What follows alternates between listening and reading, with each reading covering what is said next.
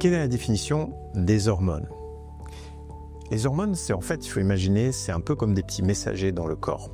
C'est que ces messagers vont venir et vont transmettre une information à une cellule et les organes sont faits de cellules et de ce qu'elle a entraîné des différentes cascades. Normalement, c'est des réactions chimiques qui vont induire finalement un effet dans le corps. Donc vraiment, c'est des petits messagers.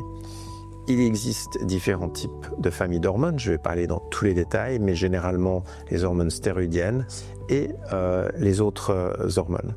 Les hormones stéroïdiennes sont issues du cholestérol. Et oui, le cholestérol est aussi une bonne chose, puisque c'est à partir du cholestérol que ces molécules vont être fabriquées.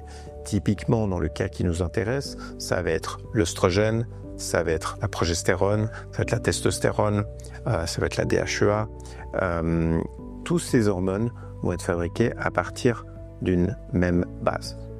Il existe d'autres hormones qui sont celles par exemple comme les hormones thyroïdiennes, les hormones du pancréas, que je ne vais pas détailler dans ce cas-ci. Quelle est leur importance dans la vie du femme et notamment qu'est-ce qui va causer les déséquilibres dans les différentes étapes de la vie? Alors, les hormones sont déjà présentes même intra-utérin. Quand vous étiez dans le ventre de votre maman, il y a déjà des hormones qui ont commencé à être produites. Et puis, il y a un peu comme des horloges biologiques qui vont se déclencher au fur et à mesure. Que ce soit à l'adolescence, avec l'apparition de la puberté, c'est la mise en route des règles, de l'ovulation et des cycles. Les hormones sont présentes avant, mais c'est surtout les cascades et les taux d'hormones qui vont augmenter. Pendant la grossesse, il y a aussi des hormones. Et finalement, au moment de la préménopause, périménopause, on va assister à une réduction de ces différentes hormones avec des symptômes. Qu'est-ce qui cause les symptômes? Finalement, c'est surtout ces variations d'hormones et leurs effets sur les tissus.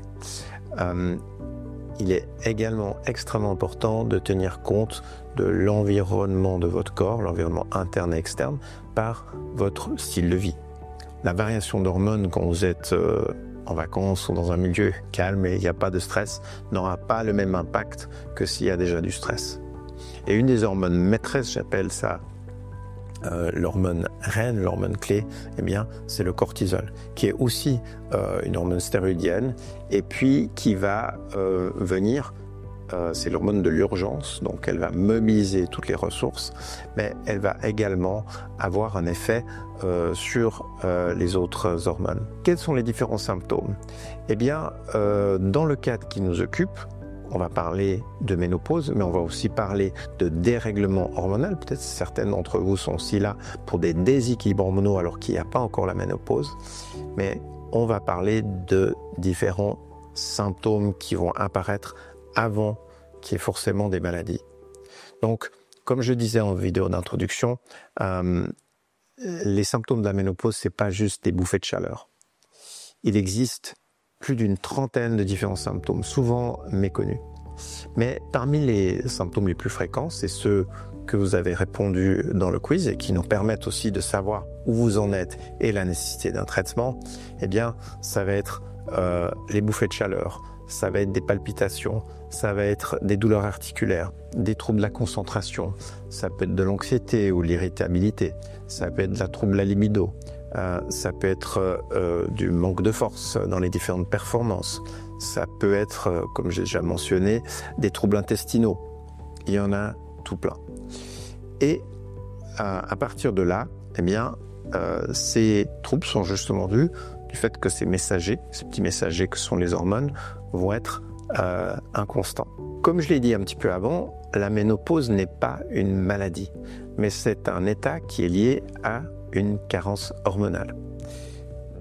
On peut également avoir des variations de ces hormones. Ces variations peuvent causer aussi des problèmes d'infertilité, peuvent causer des syndromes prémenstruels ou des syndromes prémenstruels dysphoriques, où vraiment, je vois des patientes, elles disent je suis vraiment plus moi-même, c'est-à-dire c'est des troubles invalidants qui sont liés à ça. Donc on ne parle pas juste au niveau de la ménopause. Finalement, si on part sur la durée, effectivement, même si la ménopause n'est pas une maladie, elle peut induire des maladies. typiquement, ça va être une déminéralisation osseuse, ça va être l'ostéoporose. Des troubles au niveau hormonaux vont amplifier peut-être des troubles déjà présents au niveau du cholestérol. On sait que les hormones, notamment l'œstradiol, va augmenter le bon cholestérol, qui est l'éponge du mauvais cholestérol. Les variations, effectivement, vont peut-être augmenter avec des maladies auto-immunes. On remarque ça avec la ménopause. Il y a toute une série de maladies qui sont amplifiées avec ces variations hormonales. Qu'est-ce qui se passe si vous restez dans cet état? Bien, il y a de nombreuses études qui montrent effectivement que si on reprend l'ostéoporose, le risque peut être plus tard, 15 ou 20 ans après, une fracture du col due à une chute et ensuite une hospitalisation, une pneumonie et même un décès. Donc le fait, ça c'est très très bien documenté dans la littérature scientifique, le fait de ne pas venir traiter la ménopause augmente le risque de maladie et de décès de manière généralisée. Il va aussi augmenter, ça c'est parallèle, l'absentéisme au travail, le malaise, le burn-out, tous ces éléments-là. En fait, pour le nord des États-Unis, on a estimé à une perte annuelle de plus de 1,8 milliard de dollars le fait de ne pas traiter la ménopause, c'est-à-dire les coûts directs et indirects. Si vous ne pouvez pas aller au travail, eh bien, c'est aussi une perte. Si vous avez une fracture, un col du fémur qui est abîmé et que vous devez subir une opération, c'est aussi une perte.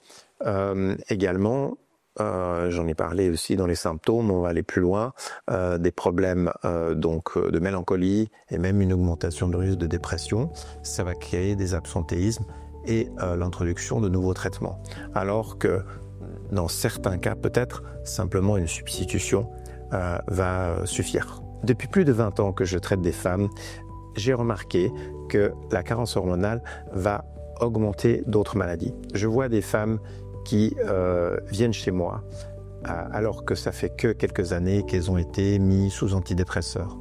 Je vois des personnes aussi qui ont été mises sous des anti-inflammatoires ou parfois même des immunosuppresseurs avec un diagnostic sommaire de polyarthrite rhumatoïde, des douleurs dans les mains, alors qu'il suffisait simplement de remplacer les hormones. Également des troubles thyroïdiens, des douleurs musculaires qui vont venir. Et effectivement, il va y avoir des médications.